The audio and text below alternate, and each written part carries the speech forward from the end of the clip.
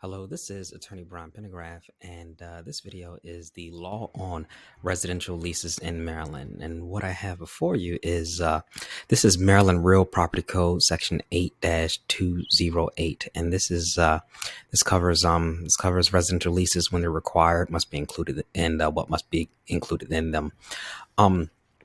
Let's see, I have to give a few caveats actually. So, number one, this is legal information. This is not legal advice. So, and let's see, caveat number two is that this video is taking place on I believe today is October 27th, 2019. So the law changes. So, by the time you're watching this, it may not necessarily be current, and that's pretty much it. Let's see, so I can get into it now. So this is Maryland Real Property Code, Section 8-208, and this is straight from the General Assembly of Maryland's website. And I will put the link in the description so you can pull up this statute and follow along. Now, when you go to it and take a look at it yourself, you'll notice that it doesn't have these fancy colors. I color coded mine because it makes it easier for me to kind of group the ideas and put them all together. So that's just there for for me actually to make things easier for me, but the law doesn't come like that. All right, so let's get started. Again, this is Maryland Real Property Code, Section 8-208. I'm starting with A1 here, this blood orange section. So let's start with A1. So on or after October 1st, 1999, any landlord who offers 5 or more dwelling units for rent in the state may not rent a residential dwelling unit without a written lease. Okay, so this is saying that I guess by the time you become a medium landlord, you want to make sure that you're using written leases. But even if you're a small time landlord, you should really be using written leases anyway. All right, so moving on to A2. If a landlord fails to comply with paragraph 1 of this subsection, all right, so this is the penalty provision. That's what this is. The term of the tenancy is presumed to be 1 year from the date of the tenant's first occupancy, unless the tenant elects to end the tenancy at an earlier date by giving 1 month's written notice. This is saying, so for you medium-sized landlords, that essentially they give the tenant the benefit of the doubt in both cases, actually. So again, so that's in the case where and by both cases, I mean, in case if the tenant wants to stay there for a year, well, they can. And if the tenant wants to leave before a year ends, well, they can. So for that reason, if that is not your intention, and if you are I guess at least a medium-sized landlord, you want to always use written lease agreements so that, whatever you agree to is, whatever your intentions are, what you've actually agreed to, essentially. All right, so moving on to B, this yellow section. So a landlord who rents using a written lease shall provide, upon written request from any prospective applicant for a lease, a copy of the proposed form of lease in writing, complete in every material detail, except for the date, the name and address of the tenant, the designation of the premises, and the rental rate, without requiring execution of the lease or any prior deposit. So this is saying that landlords, they have to give tenants a copy of the lease before they I guess this is for the protection of the tenant, so they can see exactly what they're getting into, and so landlords, they just have to do that. Provide written leases, even if they haven't put any money down to your prospective tenants. All right, so moving on to this green section here. This is C, AC. So this green section here, this includes what must be included in lease agreements. So let's go through it. So a lease shall include a statement that the premises will be made available in a condition permitting habitation with reasonable safety, if that is the agreement, or if that is not the agreement, a statement of the agreement concerning the condition of the premises. So that's saying that the place is going to be it's habitable, and if it's not habitable or I guess not in that sort of condition, there has to be a statement that in the lease saying that it's not in tip top or amazing condition. And if you're going to do that, I would also throw out that if it's not in perfect condition or is not in habitable condition, you definitely want the tenants to sign off on that too. So 2, the landlord and the tenant's specific obligation as to heat, gas, electricity, water, and repair the premises. It's saying that so your lease should say who pays utilities, and how the repairs are to what repairs landlords are responsible for, what repairs tenants are responsible. That should be included in the lease. All right, 3, a receipt for the security deposit as specified in Section 8-203.1 of this subtitle, which I do not have in front of me right now because I only have 8-208 in front of me. But so you're going to have to skip over, you're going to have to see Section 8-203.1, and it'll tell you exactly what the security deposit receipt language should look like. But your lease has to contain that required language. All right, so D, a landlord may not use a lease or form of lease containing any provision that. All right, so here are prohibited provisions coming up. 1, has tenant authorized any person to confess judgment on a claim arising out of the lease? All right, so there's no confessed judgment. So in other words, that you have to go to court.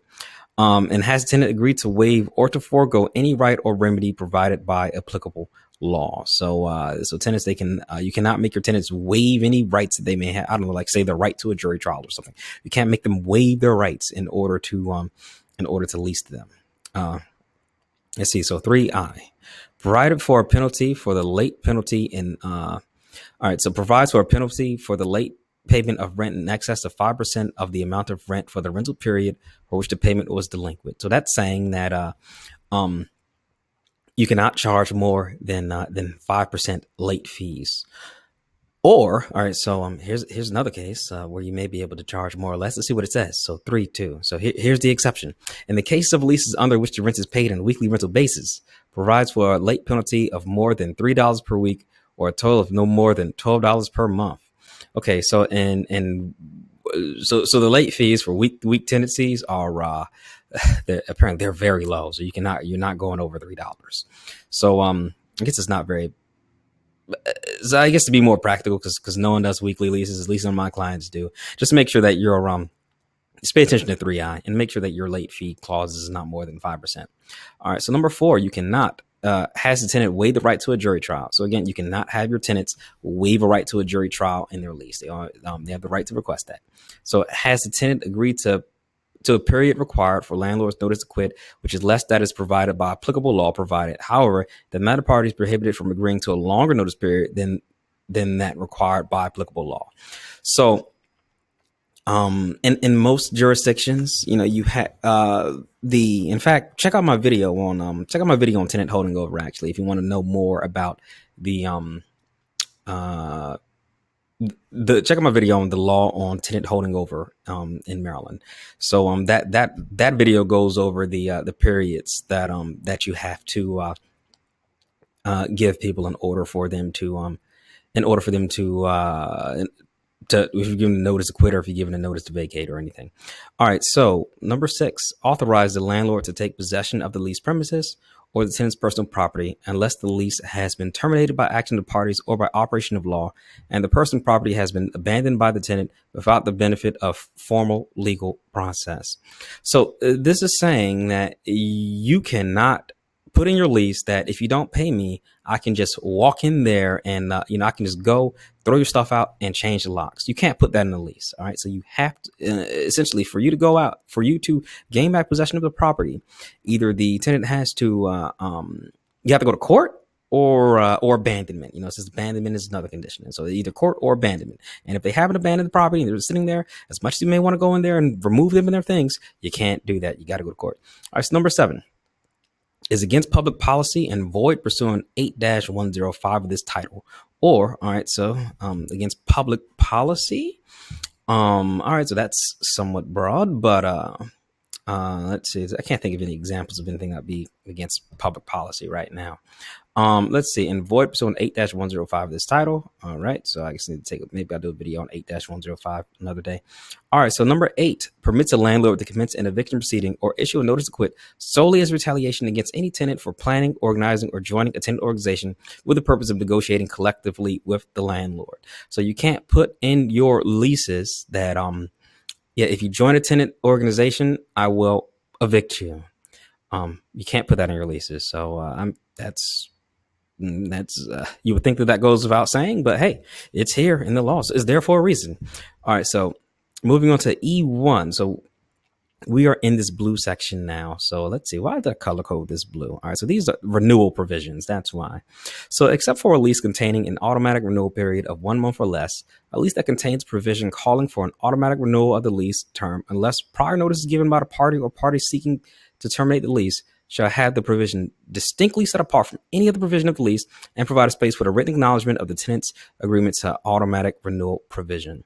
So let's see. So if there is a an automatic renewal period of let's see, 1 month or less. All right. So we have to essentially. So this is saying that so for an automatic renewal, essentially, they want that to be conspicuous on the in your lease. They want it to be conspicuous, and in addition to it being conspicuous, they also want let's see, a space for written acknowledgement of the automatic renewal. So essentially, they're going to have to like sign or initial that automatic renewal. All right. So moving on to E2, an automatic renewal provision that is not specifically accompanied by either the tenant's initial signature or witness mark is unenforceable by the landlord. So this is again. So E1 sets the requirements, and E2 sets forth the penalty. So if E1 is not followed, essentially, and that's saying that that automatic renewal is that tenant's initials are not there. That automatic renewal is not enforceable. So you want to make sure that again, your automatic renewals, if you plan on doing that, they are conspicuous and signed by the tenant. So moving on to F, this purple section. No provision of this section shall be deemed to be a bar of the applicability of supplementary rights afforded by any public local law enacted by the General Assembly or any ordinance or local law enacted by any municipality or political subdivision of this state, provided, however, that no such law can diminish or limit any right or remedy granted under the provision of this section. So what this is saying, translation, what this is saying is that states can do whatever. I mean, that the local governments, essentially, they can make their own rules, and their rules can actually provide additional protections. You see this in certain counties. So certain counties do this. Like, say, for example, in most counties, we may require let's say a 30-day notice in order to, like, say, Maryland may require a 30-day notice in order to, let's say, evict somebody. Whereas, let's say, Montgomery County, in certain cases, they can say, hey, we want you to give 60-day notice. Or Baltimore City may say, hey, we want you to give 60-day notices. This is saying that that's fine. There's no states or that the cities and local governments, they're free to give tenants additional protections. But what they cannot do is give them give them what's it called is diminish the protections that are provided. They cannot go less than the minimum. So they can go more than the minimum required by state law. So they can go from 30 to 60, that's fine, but they cannot go less than the minimum required by state law. So they can't go from 30 to 15. They can't do that. That's not allowed. So moving on to G1, this blood orange section here. Any lease provision which is prohibited by terms of the subsection shall be unenforceable by the landlord. So G1 saying that. All right, so what happens if they are, I don't know, they put in, let's say, a 10% late fee? Well, that lease provision is unenforceable because it says, up here earlier that, again, it can't exceed at 3I, it can't exceed 5%. So if they want to put in a 10% late fee, it's unenforceable. All right, so G2. If the landlord includes in any lease a provision prohibited by this section or made unenforceable by Section 8-105 of this title or Section 8-203 of the subtitle at any time subsequent to July 1st, 1975, and tenders a lease containing such a provision or attempts to enforce or makes known to the tenant an intent to enforce any such provision, the tenant may recover any actual damages incurred as a reason thereof, including reasonable attorney's fees. So, essentially, that sets forth the penalty for if a landlord tries to enforce illegal lease clauses. So again, landlords need to be very careful not to enforce illegal lease clauses. Otherwise, the tenant has a cause of action against them for actual damages, and they can try to get and they can ask for reasonable attorney's fees as well. So moving on to H, yellow. If any word, phrase, clause, or sentence or any part of this subsection shall be held unconstitutional by any court of competent jurisdiction, such unconstitutionality shall not affect the validity of the remaining parts of this section. So that how can I put it? Um, H is essentially a severability clause. So that's what it's saying. So if the court decides that this statute is unconstitutional for whatever reason, it's not going to, or any part of this statute is unconstitutional. Just that one part is to be stricken out, but the rest of it is the rest of it is good. So it's what we call a severability clause. And that's it. So that is Maryland Real Property Code Section 8-208 on residential leases in Maryland. So if you have any questions about it, or if you would like to, I don't know, you need help writing a residential lease so you can comply with this stuff, feel free to contact me. And also, one more caveat I should probably throw in there is that, again, this just covers the Maryland state rules. This does not cover the specific local rules and county rules. So Prince George's County, for example, may have their own requirements. They do, by the way. They may have their own requirements for what must be included in written leases, and your other county may as well. So whatever county you have rental properties in may as well. So keep that in mind. So if you'd like to contact me, my contact information, all that stuff, the link is in the description. All right. Thanks for watching. Take care.